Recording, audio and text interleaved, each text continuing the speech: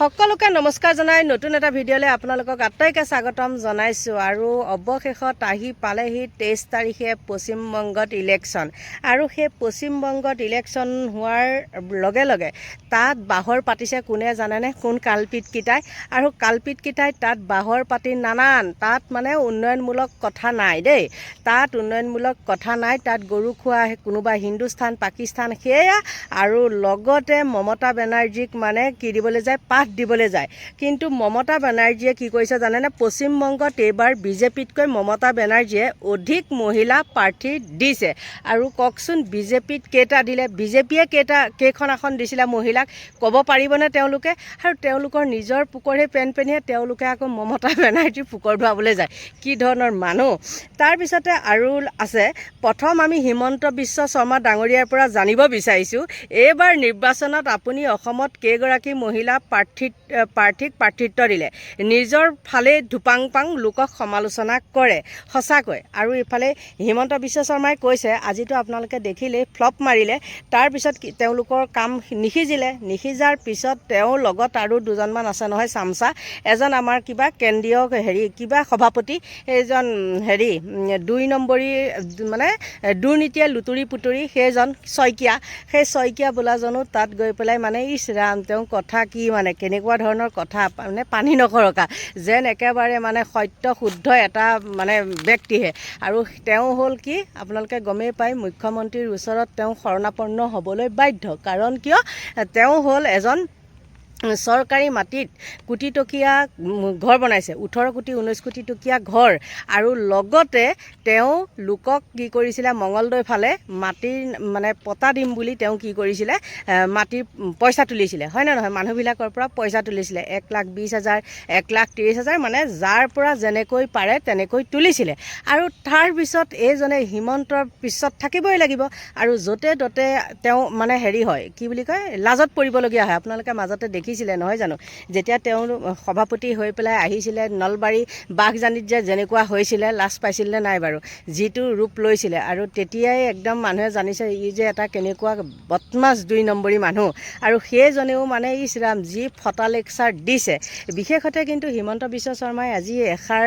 লিখিছে কি লিখিছে জানেনে 17 এপ্ৰিলক সদায় এটা ক'লা দিন হিচাপে মনত ৰখা হ'ব কংগ্ৰেছ নেতৃত্বাধীন বিৰোধীয়ে এইটো প্ৰমাণ কৰি দিলে যে তেওঁলোকে মহিলা বিৰোধী লজ্জাজনক লোকসভাত মহিলাৰ 33% আসন সংৰক্ষণৰ বিধেয়ক গৃহীত নোহোৱাটো প্ৰতিক্ৰিয়া প্ৰকাশ মুখ্যমন্ত্ৰী গতিকে বন্ধু বান্ধৱীসকল কেনেকুৱা ধৰণৰ দেখিছেনে আৰু এইখিনিকে তেওঁলোকে কি কৰিছে তেওঁলোকৰ নিজৰ লগত যদি সেইখিনি মহিলাক সিমানখিনি আসন দিলে হয় তাৰপিছত তহঁতে তাত গগে হয় নে নহয় তেতিয়াহে মানুহে তহঁতক ছাপোৰ্ট কৰিলে হয় কিন্তু তাকে নকৰি নিজৰ ফালেও একদম নিজৰ স্বাৰ্থ সিদ্ধিৰ কাৰণে তাত গৈ পেলাই এইবিলাক কৰি মৰিছিলেগৈ গতিকে বন্ধু বান্ধৱীসকল আৰুনো কিমান কি ক'ম আৰু দিলীপ শইকীয়া বোলাটোৱে আজি একেবাৰে ফালি আছে তেওঁ একদম এই প্ৰেছ মিটেই দিছে নে কি মিটেই দিছে মই দেখিছিলোঁ এটা নিউজ আৰু আপোনালোকে চাওকচোন কি ধৰণে তেওঁ সেই ব্যাখ্যা কৰিছে নাৰী শক্তিৰ অধিকাৰৰ ওপৰত প্ৰহাৰ কংগ্ৰেছ জিম্মেদাৰ কংগ্ৰেছ তৃণমূল কংগ্ৰেছ সমাজবাদী পাৰ্টি DMK আৰু কিছু বিৰোধী ৰাজনৈতিক দলে ভাৰতৰ নাৰী শক্তিক কালিৰ দিনটোত যিদৰে অপমানিত কৰিলে নাৰী শক্তিৰ সামৰ্থ্য নাৰী শক্তিৰ সন্মান আৰু মৰ্যাদাৰ ওপৰত যিদৰে আঘাত কৰিলে এয়া নিশ্চিতভাৱে অক্ষমনীয় অপৰাধ কংগ্ৰেছ দলৰ আৰু 17 এপ্ৰিলৰ দিনটো ভাৰতৰ ৰাজনৈতিক ইতিহাসত নাৰী শক্তিৰ উত্তৰণৰ ইতিহাসত এটি কলা দিন হিচাপে বিবেচিত হৈ থাকিব নাৰী শক্তিৰ ৰাজনৈতিক ভৱিষ্যত অন্ধকাৰলৈ ঠেলি দি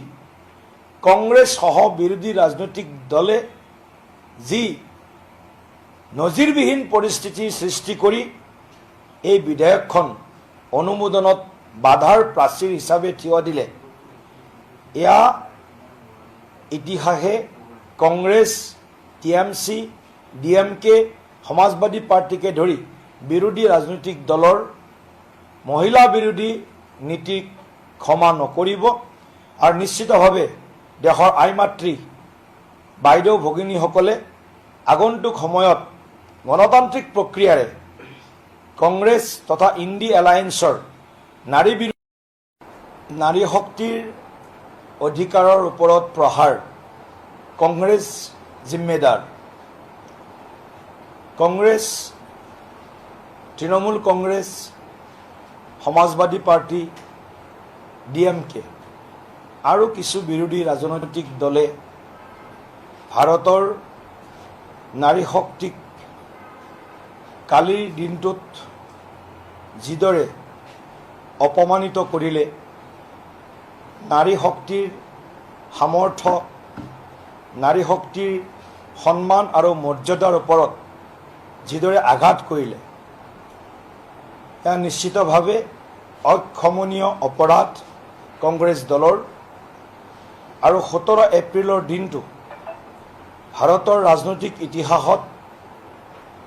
নাৰী শক্তিৰ উত্তৰণৰ ইতিহাসত এটি কলা দিন হিচাপে বিবেচিত হৈ থাকিব। নাৰী শক্তিৰ